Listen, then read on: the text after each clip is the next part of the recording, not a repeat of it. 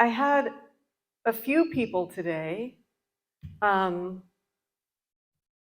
me to elaborate a little bit on inquiry and contemplation. It was a few people, so I'll talk a little bit about that to begin with. It's in the context of this particular teaching, so I mean, go look it up in the dictionary or something. I don't know what you're going to find, or in other traditions, but I can speak about it from this lineage and this tradition. Inquiry, we know what, okay, so Adya outlined meditation, inquiry, and contemplation as the three core practices. True meditation is, if you want to explore that, it's over there on the table in the Kimsey Commons. I'm not going to go into that. Although it's not like they're totally separate, but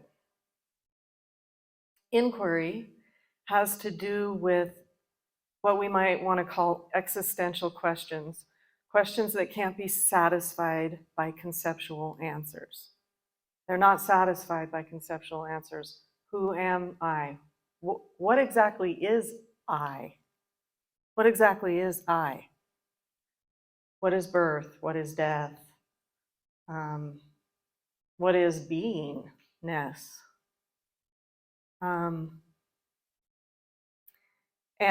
the art of inquiry is being able to live with these questions in an open field of listening, where we're not referencing our concepts, but rather our direct experience, because they're not going to be satisfied with concepts and referencing. They only will ever be satisfied with direct revelation and realization. Those kind of questions are only ever going to be satisfied by direct realization. So inquiry is the ability, really, the capacity to, and I mean over years, here, the question of life and death was from the minute I came into consciousness. I mean, I can remember being very young, in a crib, really contemplating it. As I grew older, my parents thought something was really wrong with me because I was so fascinated by death. I wanted to know about death. I wanted to understand death. I would tell my mother it's the one sure thing, with like lights in my eyes, and she's like, whoa. Checking, books out at the library when I'm 9, Elizabeth Kubler-Ross, The Stages, and going into what I might have called meditative states, but I wouldn't, because I'm a ranch kid in Eastern Oregon. I mean, with the sense of existence, non-existence, and that which is beyond, both of those.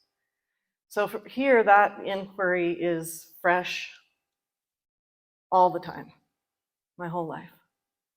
So it's the kind of question, it's the kind of inquiry that is like that. That is only ever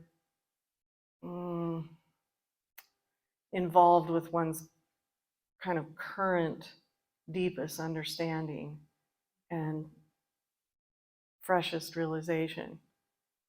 It isn't like, multiple choice inquiry.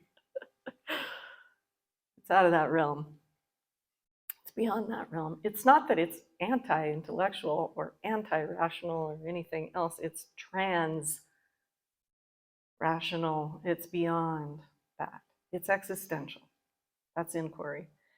With inquiry, what can happen with our very educated and, let's face it, pretty arrogant Western minds, is that we begin to think we know the answers to those questions.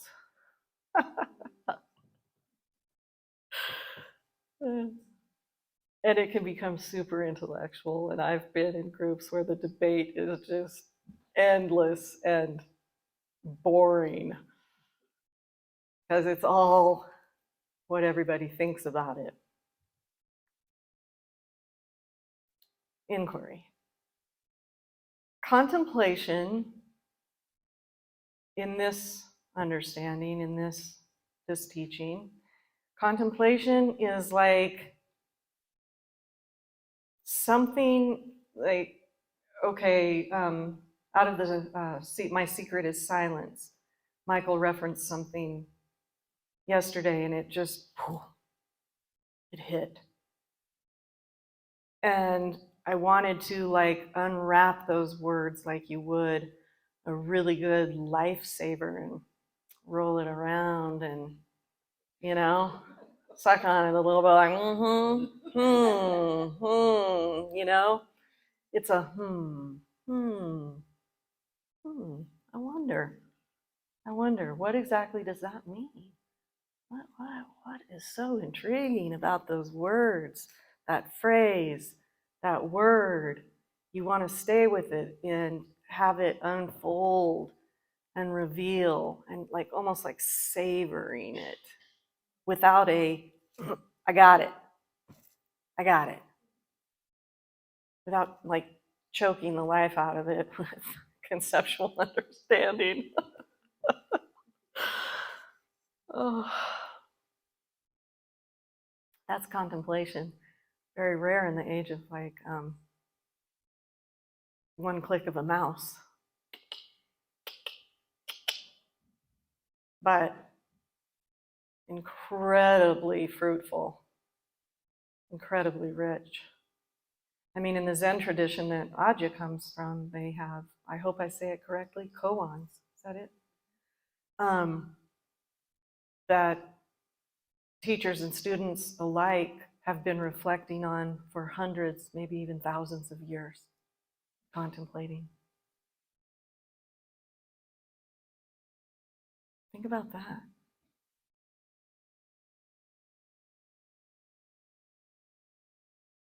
Something that's so alive. But it could be a tree that's outside of your window that you watch through the 4 seasons. And it just keeps teaching and giving and giving and teaching and giving and revealing and teaching. But you have to have the patience and attention span for contemplation. Well, any other really, meditation, inquiry, contemplation. It's all about attention.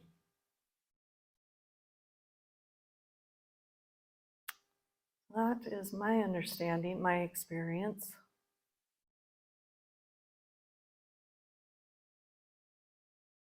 They're like old friends, aren't they?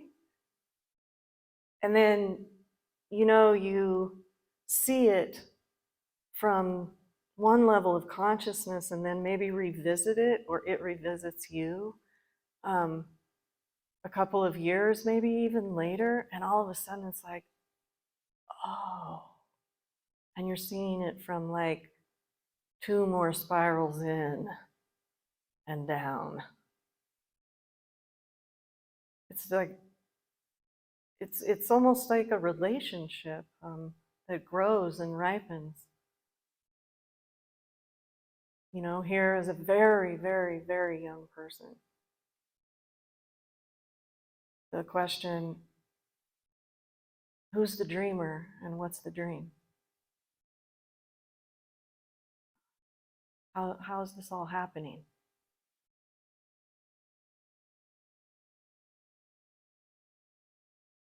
So they arise in consciousness rather than, it's not like top-down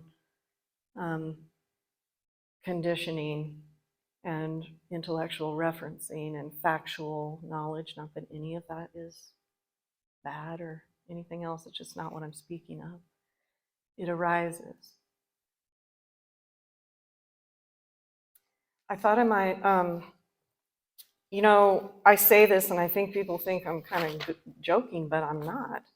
that Albert Einstein was my first guru. I discovered quantum physics as a teenager, and I had a big poster of, everybody's got like Sean Cassidy and like, on their wall, I've got Albert Einstein, total geek. But I thought I might read this because he was a contemplative, Albert Einstein, a mystic. And as much as he knew intellectually, and I mean, one of the greatest intellects that the planet has ever seen, when he would bump up against a place of not being able to go any further, he would go for a walk and clear his mind.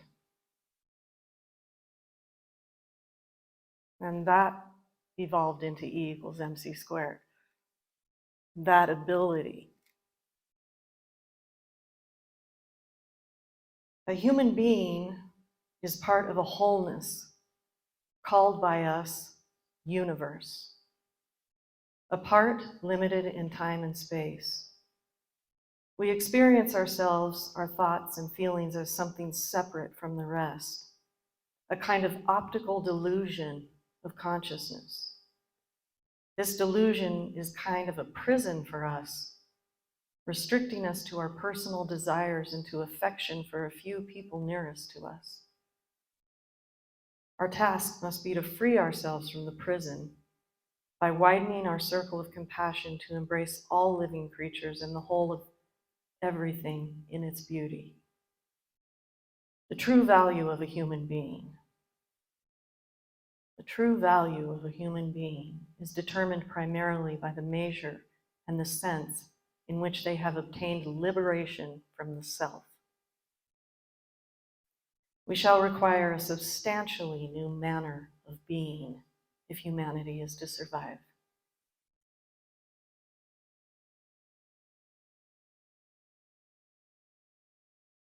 So it's not that the intellect and mysticism are in any kind of opposition.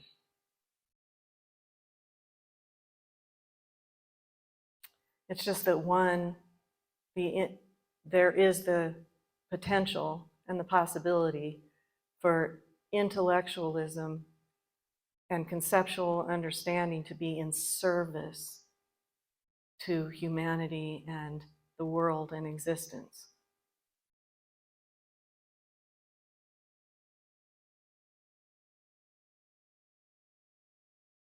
So these other ways of being, meditation, inquiry, contemplation, are worth nurturing.